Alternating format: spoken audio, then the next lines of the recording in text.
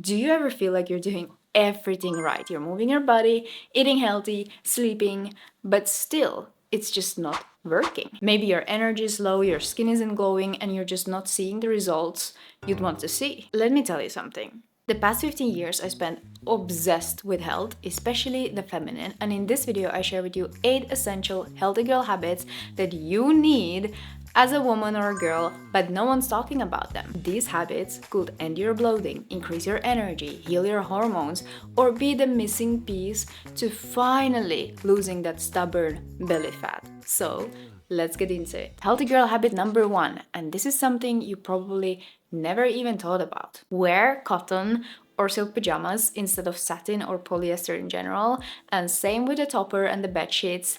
Prioritize natural materials. Here's why. Satin and polyester in general are synthetic materials, so basically plastic. And the problem with synthetic materials is that they're messing up with your health. Here's how. Synthetic materials don't breathe, and because of that, they can lead to night sweats, body acne, and even yeast infections. Yummy. On top of that, there is quite fresh research that polyester can and is messing up with your hormones. And cherry on top, synthetic materials contain microplastics, which is an issue for you, your health, and this planet. So what's the alternative? Well, natural materials. Seriously, whenever I sleep somewhere where they have a synthetic topper, they have polyester bed sheets, I am sweating. I can wake up soaking wet, and normally I never sweat during the nights, not even during a bad dream. And then there is more to this that many don't talk about. Here's the thing, what you sleep in can affect more than just your skin, hormones, or sweating. Something spiritual that I personally believe in. Here's what I mean. Since natural fabrics breathe, they also release stagnant energy, and this way they help you to stay more connected to the rhythms of nature. Synthetics, on the other hand, trap in that energy, leaving you feeling restless or drained. I'm talking about your aura here, and your aura repairs itself during sleep. So if you want your sleep truly to be recharging spiritually and physically, choose natural. Your body, mind, and intuition will thank you. Speaking of plastic, swap everything plastic to wood or glass when it comes to food. Swap plastic food containers to glass, plastic cutting boards to wooden, drinking bottles from plastic to glass ones. Just anything that is supposed to be in contact with your food, swap it for glass or wood over plastic. Why? Because of microplastics and all the unnecessary chemicals that disturb your hormone function, slash your fat loss, and your entire health. Here's the thing, the modern life has become so unbelievably toxic for us human beings, and the least you could do for your well-being and your health is reduce the exposure to these microplastics and all the harmful unnecessary chemicals through your food in terms of how you cook it and store it. Let's move on to the healthy girl habit number 3. And this one is a little awkward, but I just gotta say, because it's a non-negotiable for your health, and especially if you're on a fat loss journey, you gotta hear this. Here it comes. Have a poo every morning, or at least every day, but you gotta be going to the bathroom daily. Why? This is your body's way to get rid of excess hormones or waste. And if your body isn't getting rid of those things, it can get reabsorbed, leading to water retention, bloating, hormonal imbalance, and even stalled fat loss. So, 1 poo a day should literally be part of your fat loss and health routine. Going regularly reduces gas, bloating, and that puffy belly feeling. Which brings me to the healthy girl habit number 4. And this is super important because this is concerning your boob health. Wear no bra whenever it's possible, and when you do wear a bra, make sure it's a well-fitting one. So, for example, whenever you're at home, you might as well give yourself a break from bra. Here's why. Bras, especially the tight and underwired ones, can restrict blood and lymph flow in breast tissue, but better circulation supports tissue health and may reduce swelling and water retention. Bras can even disturb your body's natural detoxification. What a word.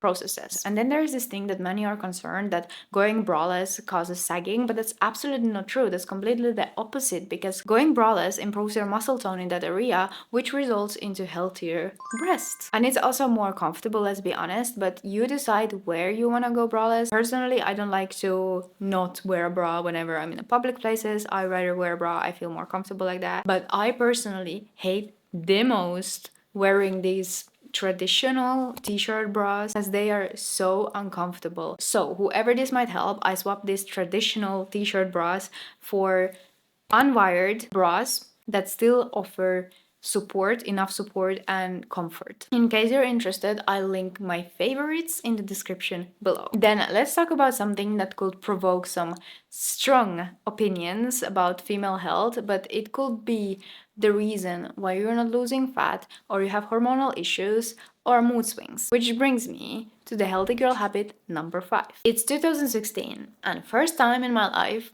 I'm going to gynecologist. Naturally, I am super scared and even more deeply uncomfortable because the doctor was a man. So I take my mom with me, of course. I come there, get everything checked, and then after we sit around the table to talk. And here it starts. My first adult encounter with doctors and why I don't trust just any doctor. You need to be on the pill, says he. Excuse me, what? No questions about whether I have a boyfriend or if I have painful periods. No questions at all, just straight to my face, you need to be on the pill. And there I was sitting in this room looking at this doctor, confused, shocked, and a little bit angry, asking him, why? And he turned so passive aggressive. You need to be on the pill because you have PCOS, which, by the way, I actually don't have. I'm gonna tell about this later. And then he said something even more crazy. If you want to have babies, you have to either have them now or you have to take the pill because of the PCOS.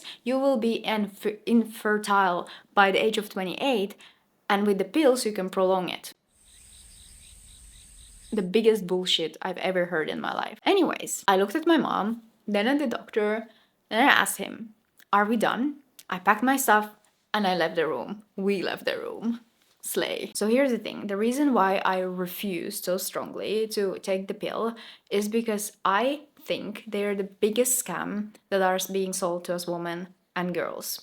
Yep, I said it, and here's why I said what I said. Birth control pills flood your body with synthetic hormones, which can completely mess with your body's natural rhythm. I get it that the pill is supposed to protect you from pregnancy, but what about the serious health risks? The pill has been linked to blood clots and a bunch of cancers. It can cause mood swings, weight gain, and make you feel like a totally different person. What a nice solution for us women. But here's what's really wild. The pill doesn't just change you physically and mentally, it can also affect who you are attracted to. Here's how. Naturally, women tend to be drawn to guys more with masculine traits, but on the pill, something changes. Studies show that when on the pill, women tend to be attracted to guys with more soft and feminine traits. And here is the wild part. Some women report that when they stop taking the pill, their attraction to their partner changes, sometimes dramatically. And this is not some BS I came up with based on my personal experience.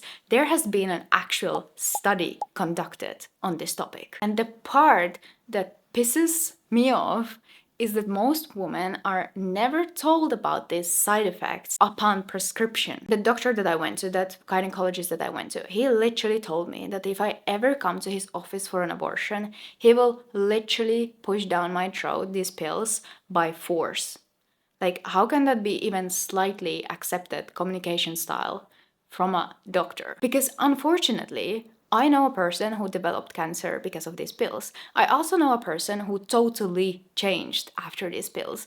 And I also know people, plenty of people, who have gained weight because of these pills. And what do most doctors say when you state these issues, when you're trying to get help? They shame you for it. They say it's not the pill, and they shame you for thinking that, until some doctor then confirms that, oh, indeed, it was the pill. However, with this being said, I'm now not saying that now immediately go and stop the pill.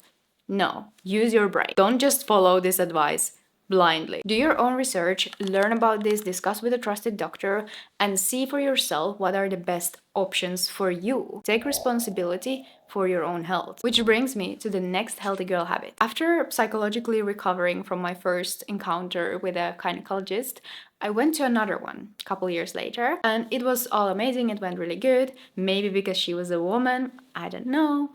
But here's the thing, and this is crazy. Turns out I don't have PCOS, unlike the previous gynecologist told me. And unfortunately, that type of encounter that I had with the first gynecologist isn't the only encounter that I've had with different doctors, no matter their gender or role. So here's the healthy girl habit number 6.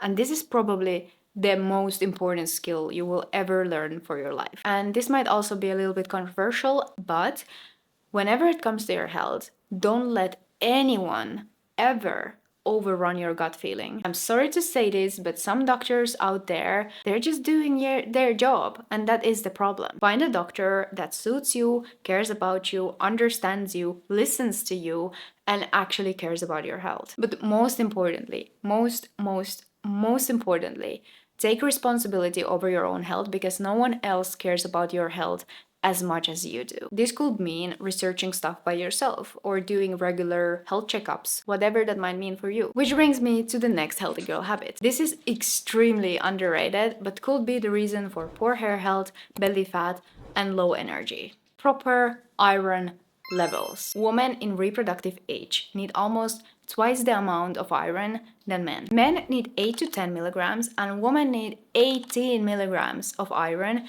every day because we bleed once a month. Iron levels are important for everything. First of all, your energy, your hair health, but also your thyroid function, just to mention a few. But here is the problem when it comes to iron. Whenever you go to a doctor and you ask them to check your iron levels, they usually check your hemoglobin. But we need our ferritin checked, because hemoglobin is an oxygen-carrying protein in blood, and ferritin is your body's iron storage. So here's what's interesting. Before, whenever I went to doctor and I asked them to check my iron, they of course always checked my hemoglobin. But my hemoglobin results would always come back good. The levels were always good. And I could never understand, why do I have then so many problems? Why do my hairs falling off? Why is it so weak and thin and short? Why do I have malfunctioning thyroid? Why can't I lose fat no matter what I do? Why am I always so tired? Why am I always so cold? Why are my nails always blue? Until I figured, after doing some self-research, that you need to get your ferritin levels checked. So I go and I check my ferritin levels, and boom, the answer was there. The answer to all my problems. Once I fixed my ferritin, all my problems disappeared. So ladies, get your ferritin checked. Let's move on to the next healthy girl habit that everyone needs to start doing or stop doing, I don't know, but this concerns everyone. You know that feeling when you're craving for something and you end up eating everything except the one thing you're craving for because you're trying to avoid that craving. So you end up creating like the weirdest combos trying to satisfy that one craving. So you end up emptying the entire fridge, and at the end you anyway eat that thing that you're craving for because you just cannot control yourself anymore. So you eat 1,000 calories to save yourself from those 200 calories which you end up eating anyway. My advice? Just eat the thing you're craving for straight away and get over it. If you're craving for a chocolate bar, then go and eat the chocolate bar, because you're not going to stop craving it until you eat that chocolate bar. Don't shame yourself for eating something you craved for.